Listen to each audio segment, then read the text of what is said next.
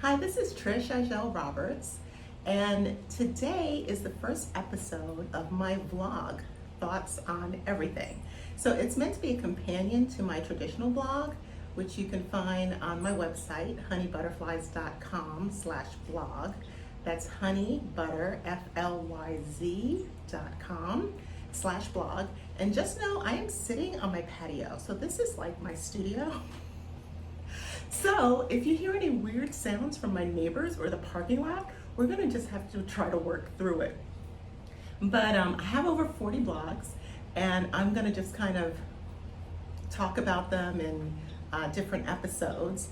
But I wanted to start with my most recent blog, which is called Unstoppable. And it starts off with a quote that I've just been saying lately because it's just been like rising out of my spirit. So I want to see a self-actualized world beginning with Black women. And I've posted that on my Instagram, and I've spoken it to people, and I've gotten a little bit of pushback, right? So I had what I believe was a Black guy who said, what about Black men? And I had someone say, well, what about everybody else? So I wanted to talk about that a little bit. So first of all, I said beginning with Black women. Not that the world shouldn't be self-actualized. My dream is a self-actualized world where everybody is doing the work that they are most delighted doing and that they're best at. And that really came from my experience as a woman of a particular age, you know what I'm saying?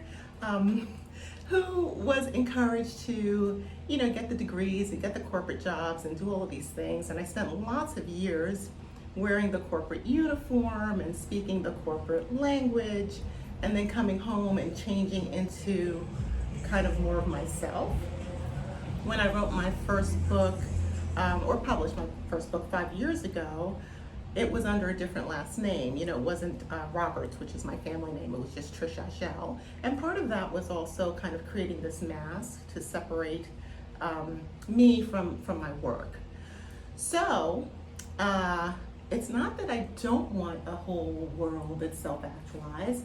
What I think is that when Black women do well, everyone does well.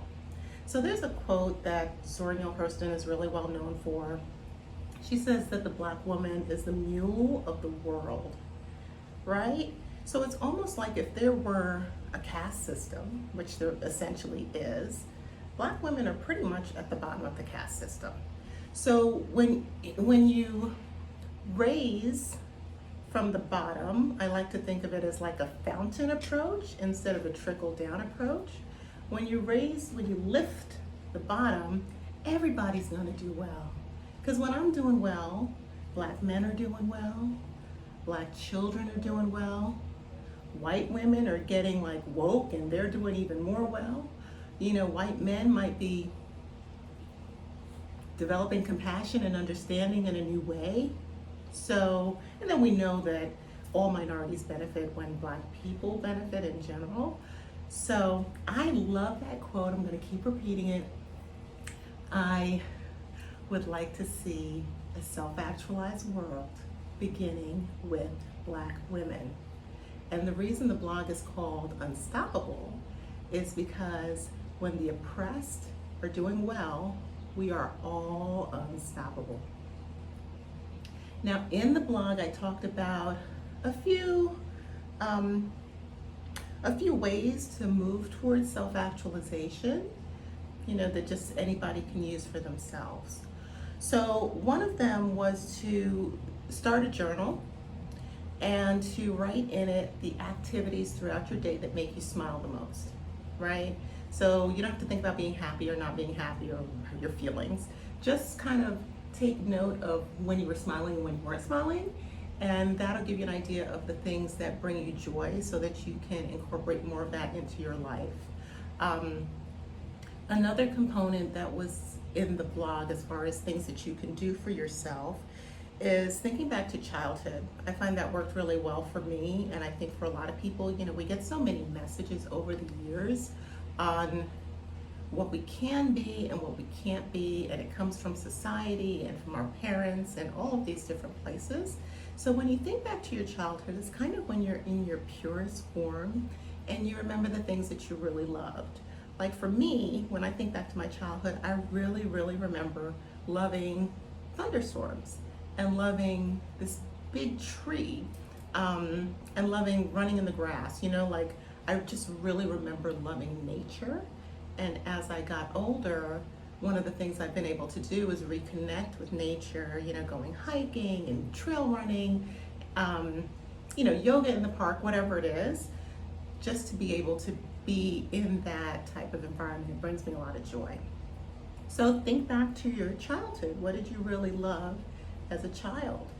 For some people it might have been doing hair or cooking cupcakes or whatever, and you can incorporate that into your life more as an adult.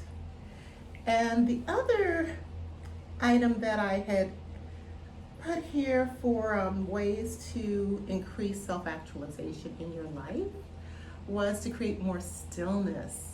So for me, it took a really, really long time for me to get this through my head that I needed to get still. And I still fuss with some of my best friends about this because they don't believe me. But you gotta get still. I remember seeing Oprah many years ago, maybe like 2008 or something like that, and she said something about getting still. And at the time, I was like, what on earth is this woman talking about? Why would I need to get still? So anyway, I've discovered that nothing good happens to me if I don't sit still sometimes. And you can do it in fancy ways or you can do it in simple ways. But I'll tell you some of my favorites, right? So if you follow me at all, you know that I'm a meditation instructor. So meditation is an amazing way to get still. There's access to free meditations on my website, so you can definitely go and easily access some of that. And then there's some that are as short as a minute. A minute is not really, it's a place to start, let's put it like that. But there are longer ones that are 10, 15, 20 minutes as well. So meditation is a great way to get still. Sleeping does not count because your mind is not still when you're sleeping. But there is a yoga practice called Yoga Nidra, which is kind of what we call yogic sleep, where that is another great one. So, and there's a Yoga Nidra practice on my website as well. It's a way of relaxing the mind, but the body is still awake. So you're physically awake, but your mind is able to go into a calmer place. And then if you don't have time for all the fancy Yoga Nidra, or restorative yoga is another good one too, where you take very slow postures on the floor. But if you have time for all that fancy stuff, you could do a soak in the tub, without music, without reading, maybe just a candle, and just sit in some stillness. Or you could do what I like to call an adult timeout, which is just put yourself in timeout, like 3 minutes, 5 minutes. We do this to children and we can't do it ourselves.